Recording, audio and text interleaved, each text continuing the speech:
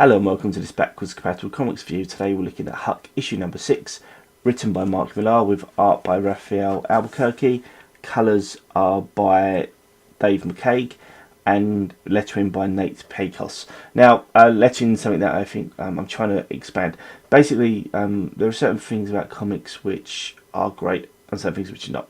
When you have a good letter, you shouldn't really notice it. It should just be that it seems, for myself, it should just seamlessly go through. You read it and don't have a problem. And I think this is a great example of that. The fact that it doesn't feel jarring at all, even when I'm reading. There are some times where the font can be a bit off, and it becomes hard to read. And I don't want that. I want it to be seamless. And this is something that they really want me to concentrate on, I suppose. But I think every time you're really looking at a word balloon, you're just losing a little bit of the story. But there we go, that's just for me.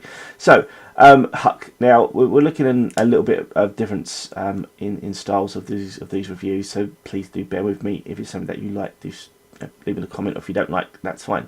But what I really want to talk about with Huck is just his the character himself. So obviously this is the final issue of the series. And what we've found Huck all the way through is that he's just a relatable character. He's the sort of person who's physically adept, but you just want to look after him because you're worried that people are going to take advantage and hurt him. Now that is, obviously as the series has gone on, that has shown and reared its ugly head, and we know the fact that he has been taken advantage of. But again, this is almost his redemption at the end. But first of all, he's found Anna, his mother, and she's taken that little bit of that brunt away from us, because she's now the one who's going to care for him, so we don't have to, in a way. And that's lovely, because it almost gives us that opportunity then to see him whole again.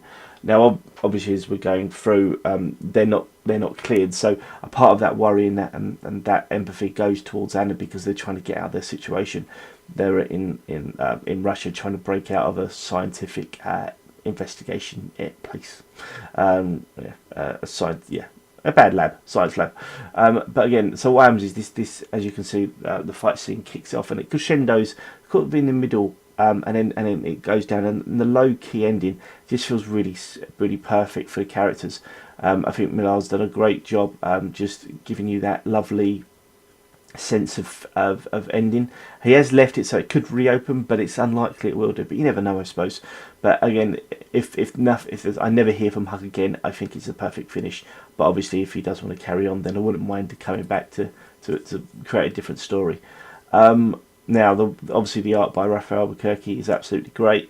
Tons of motion, tons of fluidity, and the fight scenes were absolutely great, as we would come to expect. The grimaces and the facial expressions are absolutely immense, as are some of the robot fight scenes are quite cool as well. So definitely worth taking a look at.